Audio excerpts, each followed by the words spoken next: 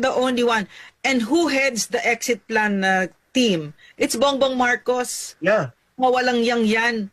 They have an Yeah. exit plan already. Kaya binababoy ang Pilipinas at kinakamkam at talagang nililimas ang ating kaban kasi may exit plan yung Bongbong Marcos na yan. Correct. May villa sila, ma'am, tatlo kasama dyan si Lagdameo, si Marcos, at si Martin Romualdez, malamang pati si Gibo, sa Spain, sa property na pagmamay-ari under the cover of Soto Grande. Villa. Ma'am, multi-million dollars na villa.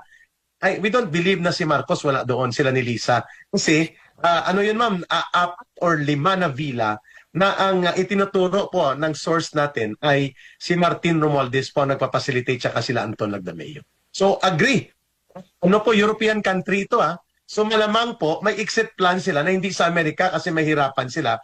Hindi nila kaalyado nakaupo doon at pwedeng bawian sila ng kanilang mga ari-arian at mga ninakaw na yaman. Kaya Europe sila tatakas.